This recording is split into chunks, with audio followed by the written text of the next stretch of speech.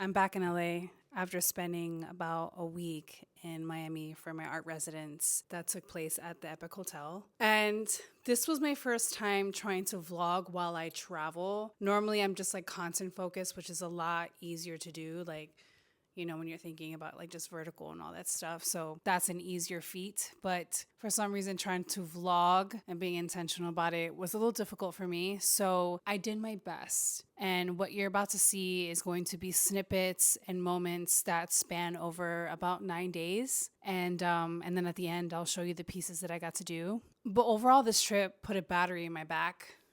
There has, again, been so many things happening in the background that I have not shared here. I feel like they're just things that I want to keep offline.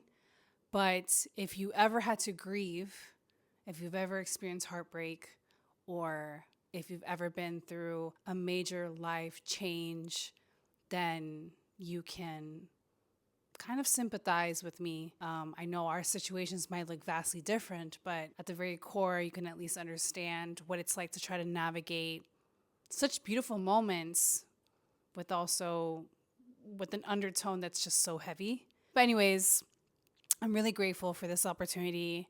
I've never had my artwork exhibited in a hotel, and this was all because somebody connected me to the hotel. And I appreciate her. Like, shout out to Sophia if you're watching this. She was the one that connected the dots for me, and it was able to like manifest into something way more bigger than I anticipated. You know, originally for this residency, I was only supposed to fly in for a day, install my pieces, attend the opening reception, and then come back home. But because I live here in LA and I'm also a Miami native, I kept thinking of ways to like expand on this opportunity. One that would challenge me, but also one that would become a first, like exhibiting my artworks in a hotel, staying at this hotel for a week just to paint and relax and be with one of my best friends, and to also showcase how you can literally be creative wherever. And this residency posed as a challenge as well because I've never had to work in a hotel, and that means you're limited on your resources and the tools. Like, I couldn't pack everything with me. I had to finesse and figure out how to work within a space that I wasn't familiar with. But I think that's what I love most about it, because that is just who I am at my core. Like, I'm a student to this. And so these are opportunities that allow me to grow, push myself, be uncomfortable. I feel like this is going to be the first of many now. Now that I've opened up this door, I've opened up the window, I feel like now it's only a matter of time before I can do this again. With that said, enjoy vlog number 3. And if you're watching this, thank you so much. Looking forward to continuing this journey, and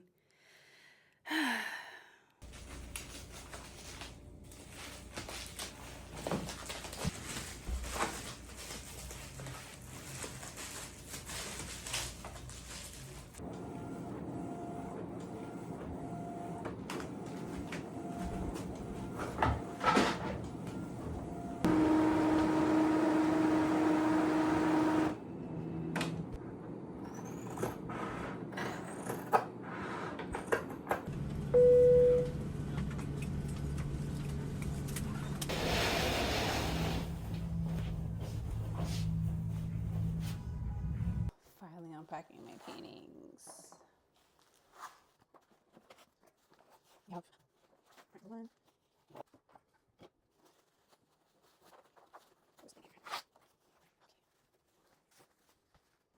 And then for my print,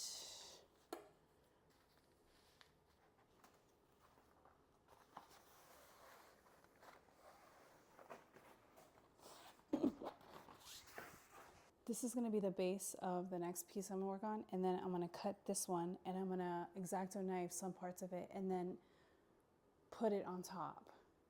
So it's a multi-layered canvas with the orange basketball popping out, if that makes sense. But for now, it's my height.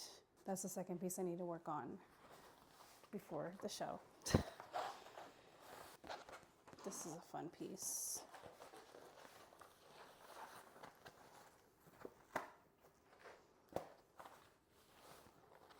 This is also made of canvas. Just have to find framing for it. But she's cute. This is my happy place. Oh my god. This is Kat's happy place. All these. How happy are you? I love this. Trying to do is I have a piece. It's gonna be like double mounted, right?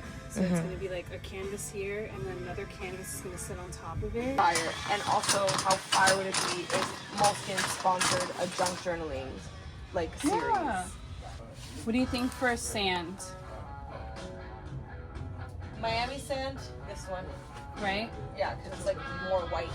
Yeah. Okay, so we're gonna go with this one. I got I have a whole like to-do list. Deanna, they have. Do you know about resin? Yeah, what about it? What question do you have about resin? Espérate. Tengo todo. Yo necesito negro. Necesito negro y también necesito blanca.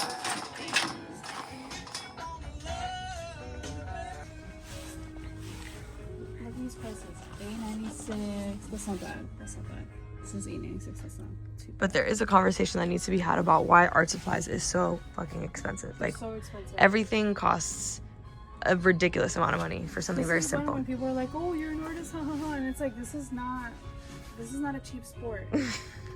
Like, babe, this is $12. And like, look, I'm zooming into your ad. Like, For what? So nice. Like, what do you mean? Bro, this is my Super Bowl. Okay, so now what I need to start doing is I'm gonna start prepping this canvas, because what I'm gonna be doing is I'm gonna be taking this mixing medium. It's like a very sandy texture, and I'm gonna mix it in with this unbleached titanium.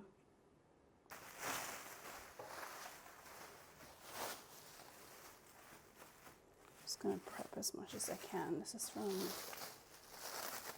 the packing and then the hotel utensils.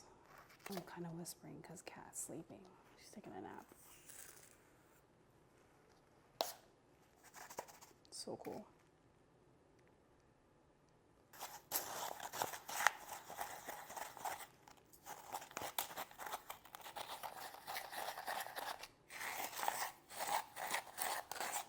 It's perfect.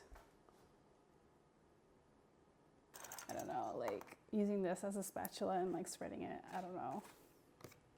We will see. Side of the knife and not the rigid side works good too.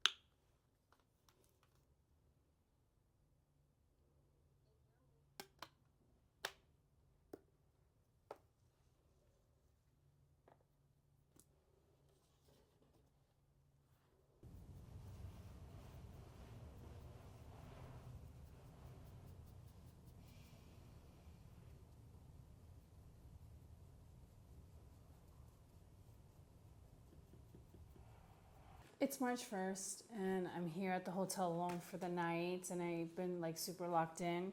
I touched up some of the paintings, and now I'm working on this new piece. This was prints that I posted at, or that I got printed at my apartment. And basically what you see here is two different prints. What I'm going to do is I'm going to kind of trace like this liquidy pattern print that I've kind of been painting a lot. And I'm gonna cut it out, I'm gonna X-Acto knife it, and then it's gonna have a lot of negative holes, a lot of, you know, it's, I don't know how to describe it, but then I'm gonna take that piece that I cut out and I'm gonna paste it on top of this one. So it's kind of a, not kind of, it is a double layered canvas on top of each other. And I just think having that would be like really dope. Having this kind of like orange basketball pop through. So what I'm gonna do now is I'm just gonna get rid of like the white trim here, and then I'm gonna draw in the back and see how it looks. In my head, it looks really dope. So I'm hoping that the idea translates well. To protect the table, I bought this foam core. So now what I'm gonna do is the same way that one of the paintings is like kind of mimicking the reflections of water, like when the reflections of water are on top of each other. And so I'm just gonna continue working with that pattern because it's, I think, what continues to tie in the entire body of work for this residency. It's just how I'm utilizing the same print and pattern multiple times in different kind of ways. So I'm just gonna go for that effect, and then I will cut it out.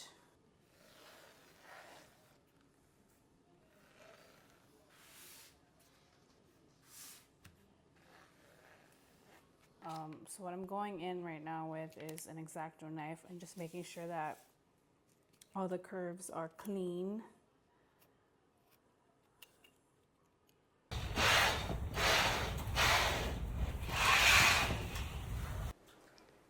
This is what I'm thinking about for this piece I'm gonna be working on. I'm thinking about doing this. If you've been following me for a while, you know this is my style. So why am I doing this illustration? If you've been following me for a minute, then you know that this is like my style. If not, let me give you some context as to why I draw things that don't make sense, especially in this instance where it's the view of my balcony. Like when I look onto my balcony, this is the view that I see. And so I wanted to create a piece that features the hotel, also lends into the story of like actually painting this in a hotel. So some things that I want to know is that most of my, like this style of work, like where I take photographs and then I draw on top of it, I tend to feature like a family of characters. So usually I have a flamingo. I haven't named the flamingo yet because I just haven't thought about it, but the flamingo represents more of like the wisdom. They're more cautious. They don't want to get into too much trouble, even though they find themselves in trouble all the time. I like to draw this octopus, and you normally, on most occasions, only see one tentacle, but that's only because, again, I want to invite the viewer to imagine with me. If I gave you the whole thing, then you wouldn't really have to do much work when it comes into like tapping into your imagination. So I like to draw Zuri because one, she's a shy octopus, and two, what octopus represent is like adaptability, being able to like be in any environment and like flow, and the ability that they have many tentacles, which to me is like I can do many things. I can finesse, I can do this. And I personally take Zuri like more personal just because I feel like that's me. I'm a multidisciplinary artist. There's many things that I can do. I like to believe that I adapt in my environments very well. I'm a go-getter. I dream big. I flow, like spontaneity, all those things. And then also in these settings, Zuri, while she is shy, she also represents chaos. And the quirk about her is that she's actually tiny. She's like average sized octopus. You never see her that way, but that's because her environments spook her. Like the moment she gets spooked, which is all my characters, the moment they get spooked or something triggers them, they blow up to like Godzilla-like size, and they take over places that make no sense. Like I've drawn her in Paris, I've drawn her on a photo I took in Portugal, I've drawn these characters in Grand Cayman. Like there's a lot of places where you're just like, why is there an octopus gallivanting around the city? Exactly. Imagine with me. And then I like to draw these starfish, who I like to refer to as the Ponce cousins, because one, Ponce is where my family's from, and then two, they're never on time, they like to do whatever, they're kind of lazy.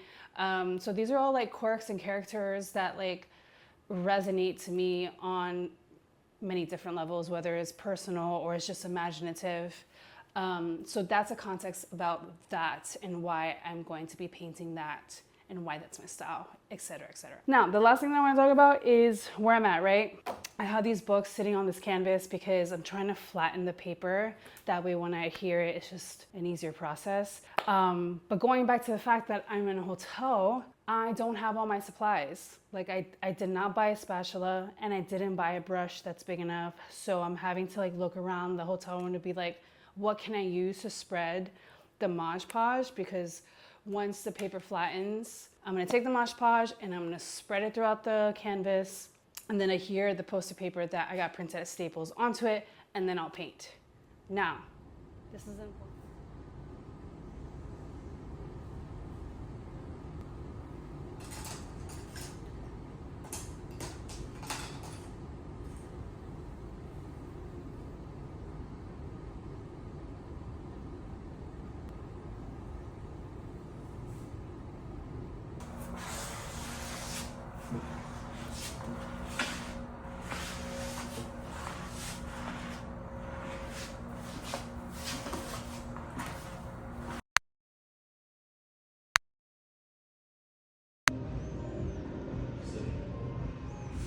It's the night of my event, it's March 5th, and I'm heading down to the 16th floor now, and I will show you what it looks like.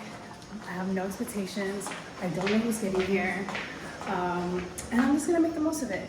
The most important part is that I did it. I did it. And I remember that, no matter how this turns out.